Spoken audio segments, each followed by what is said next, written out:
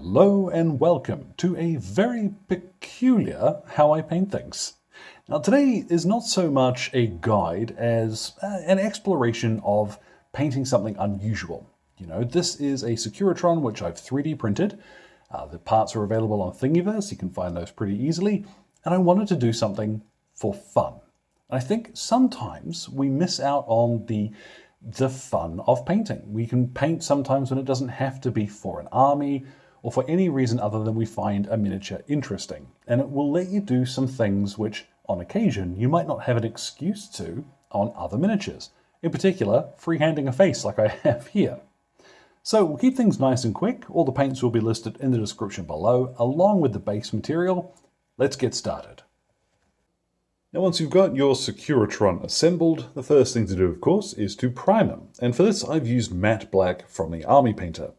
The black doesn't matter. You can use any black primer. Black is black as black. It's just the best color to start from in this case. The brand itself, not important.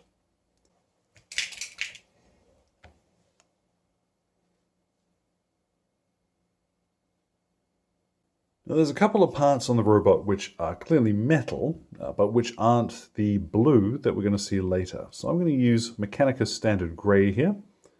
You may have seen Dawnstone on the front, but I figured that's actually a little too light. Now, as always, we're looking for ways that we can paint areas where we don't have to worry about doing cleanup. So painting in the screen now makes more sense than painting in the blue, because if I splatter over areas that are going to be blue in a moment, it's not going to matter too much. So I'm using here Corax White. I know some folks don't really get along with this. What you could use instead would be Celestra Grey and then a little bit of White Scar over the top. But a couple of coats of Ceramite White. Ceramite, goodness me, Corax White. Hasn't been Ceramite White for ages. It will do the job. A couple of coats later and we've got a nice solid white. And when it comes to the blue that the Securitrons are, in-game, they look kind of grayish to me. There's clearly blue in there, but they look a little dinged up and battered, versus the official painted versions for Fallout Wasteland Warfare. They look very blue. It's a really rich blue. I'm going to go for something that looks a little more like the game, and I'm using here the Fang. And you'll see this goes over black very nicely. And honestly, this is part of the reason why I think just now and then paint something which is zero stakes. You just want to have some fun and enjoy the process. If I don't have the right blue on here, it does not matter to me at all. It's not missing out on history. It's not going to confuse anybody. If I put this on the table and they go, oh, I can't tell what that is anymore. It's not the right shade of blue. It does not matter. So now and then, I reckon, grab yourself a miniature that just has no stakes, and paint it because it's going to be entertaining to you. It's a really good opportunity sometimes to test out a new theory or something that you've learned where you're not worried about messing up. I always say you can't really mess up a miniature to the point that stripping it and starting over is impossible. But if you are anxious about the idea of, I don't want to mess up a space marine that I'm working on or a historical figure, well, paint a Securitron or something else which interests you. 2 coats later, and to me that looks more screen accurate. If you wanted the more rich blue, you could use Macragge blue in this place instead, but this is what I've chosen. I think that looks better. Now I'm going to move on to some of the silver details, and for this I'm using Iron Hand Steel, because I want a bit of contrast for the parts that are actually like the molding and what have you, which is designed to be a bright, smart looking metallic color. I want that to be quite visibly different to the ribbing that we've done earlier. So Iron Hand Steel in those parts. The beautiful thing here is that we've not done so much work that if I do make a mess and splurge on the blue, it's easy enough to tidy up at this stage. And we're looking pretty sharp now. At this point there's not really a lot of color that we're adding, so the last thing to do is to get some black gray. This is a Vallejo color, and I'm going to paint in the wheel with this. This will go on looking quite light, but it will darken down and will look almost black once it is dry.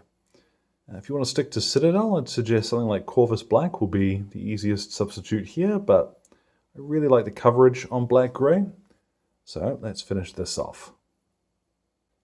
Once your base coats have all been applied and you've done any tidy up you need to at this stage, it's time to apply a shade. Now there's two schools of thought here. Either you could turn to non-oil if you want a very crisp mechanical look, but you'll see I've got the Agrax Earthshade out. Because I reckon if I'm going for screen accurate, the Securitrons, they were pretty grimy, so let's go grimy. Load up a nice big brush, and we'll just, oh, love it.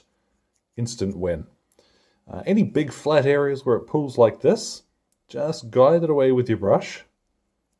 And yeah, we're going to splatter this in Agrax Earthshade, and then leave this for about half an hour to dry. Now that's starting to look a little more like our Securitrons. Now what I'm going to do is to apply some weathering. And ordinarily when I went to this stage I would use quite a dark brown, but because our Securitrons are out patrolling the Mojave, it's going to be a fairly weathered, very dry, oxidized look. So what I'm going to do is use a little bit of padded foam and some Mornfang brown, which is a lot lighter and more orange than I would ordinarily use for this. So by getting a nice rough edge, it looks nice and random. Don't worry if you do hit any areas where the silver stuff is, because we can essentially highlight this mess off later.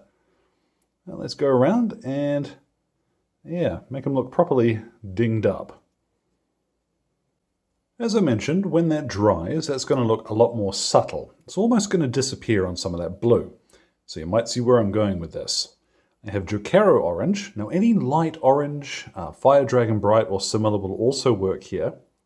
And you want to be a lot more sparing with this. But we're going to pick out some areas using the same technique. We're essentially highlighting some of the rust effects. So little dings, especially at corners where you want this to look much brighter, you can accentuate the brown just by adding a tiny touch of orange there. So this one, definitely don't go mad with. Now even if you're careful with this, you're still going to end up with bits which look a little more orange than you want. So I have the secret weapon here. This is a 2B pencil, or just a regular B. I recommend a 2B if you can find one. What I've done is just buffed it on a little bit of sandpaper first. And some of these edges, what I'm going to do is lightly back and forth a few times, just to put a little of the pencil lead on those corners. And you'll get quite a sharp, bright ding in the corner for some angles, but otherwise it just dulls down that very bright orange. So I'm going to go around and do this to a few of the orange areas that I want to chill out a little bit. And as well, you can also use this on some areas where you haven't put any of the rust effects so far, so it looks like fresh chipping. Now the cool thing with that is, as well as being really easy to do, it's really fun. Just buffing the edges of a miniature with a pencil for a while, that's actually really cathartic. And that'll look good from some angles, but quite flat from others. But that's perfect, because what we want it to do is mostly dull down that rust effect. And I think we've got a pretty good screen accurate look there. What I've got now is a little bit of white scar, because the time has come. We can't avoid it any longer. We've got to do something with this screen. So what I'm going to do, since we have shaded it and we've got that grimy sort of background, instead of covering this in entirely with white scar, I'm just going to flick the brush along in lines. And I do want to cover most of this, to be honest, but any bits that get left behind, not a problem. We've got a little bit of scratchiness to the surface there. It's important before we move on that we need to varnish this screen. And I'm actually using here Varnish Plus from Instar. This is an extreme matte finish. And you might think, well, why am I using matte on a screen? The short answer here is it's going to leave us with a surface which actually catches what we're going to use next, either a pencil or a fine tip pen or something. The reason being, if we were to use a gloss, then we're just going to slide around on that surface. That's why gloss is reflective. When this dries, it's going to have a little that we can actually key onto with our next step. Okay, now comes the interesting part. If you've got a fine tip like a fiber tip pen or something. Hold on to it for now. Don't start just drawing straight on the face. What I've got is our pencil from earlier. What I'm going to do is start off about a third of the way up the face is where Yes Man's horrid little mouth starts. So I'm going to just very lightly give myself a guide for where that's going to go. Now that might not even show up on camera at all. But what I'm going to do is first of all, just draw in super lightly the outlines of what I'm going to need to make this face. Oh my goodness, this is making me nervous. There we go. Do we see him? This dreadful little smile. This next stage I am not going to do on camera. As much as I'd like to be able to show you, I need a little more room to get in close here so I can see what I'm doing. I am going to paint in his face though with black Templar. Reason being, this is going to flow much more easily off my brush, and I can control, like, you only want a tiny amount of paint on your brush at a time while you're painting in detail this fine. What I would suggest as well, if you don't want to use that, you can use an ordinary black paint, but thin it with non-oil or a black ink rather than using water, and you'll get an excellent coverage, but still have that flow. But let's come back and see what I've done to myself. Yeah, dude! I am inordinately pleased with myself. That worked far better than I thought it would. Now, I appreciate that doing it off camera is a little bit cheeky, but it's worth pointing out, just take your time and slow down. Do a line at a time. You know, put a section of the mouth on, rinse your brush, get your point on your brush back, then start with some fresh paint and really take it slow. The other bonus here, of course, is because we're working with white, you know, very small area. If I made a mistake, it doesn't take much to get in with a little bit of white and straighten out those lines. But I did luck it out. That's enough that at a distance, that's our man. That's Yes Man. So, having done that, I got to come down from there. You know, that was quite nerve-wracking. Let's carry on. So to that end, I have some Stormhost silver, and I'm going to use this just on the corners of areas where I want a little bit of shine on my metallic bits. This also works really well in any areas where you might have gone a little overboard with your rust. You can just carry over some of it. Like I said, you can leave rust effects on the metal. It will look cool. Now, as for the little lights on the front of his chest, that's going to be a much easier job than painting in his face. So I'm not going to list these individually on camera here, but I will add them to the description. I have a very bright orange, a green, and a blue. Alright, that is all of the painting finished. What I'm going to do now is take him outside to hit him with a matte varnish spray, but then I am going to come back and add a little bit of gloss over the screen just to make that shine. We're not going to do anything more with the wheel as it stands, because when I base him, I'm just going to dry brush some of the dirt colors that I'm going to use, and the recipe for that base is going to be in the description. So let's get a look at Yes Man here. Sorry, when he is all finished.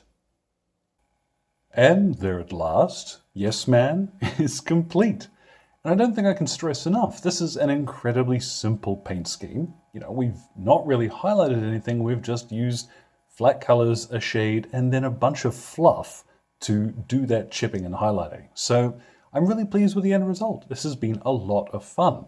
And I really think there's a lot to be learned in just occasionally picking up a miniature for the sake of painting it. And I certainly wouldn't have painted a face, you know, free-handed a face like that on anything else. And the end result is something I'm actually really pleased with. That was a lot of fun. So, as always, thank you very much to Exit 23 Games for the light and sound equipment, as well as all of my patrons who are keeping me ticking in resin, paints, and glue, including my producers, Alan Nuttall, Kyrie Crawford, Trainboy, Rod, and Jimmy. Your support lets me do this crazy stuff. Any questions or anything, feel free to drop them in the old comments box below. My Twitter and Instagram are both linked there too. So, thank you very much for your time, one and all, and you all enjoy the rest of your day.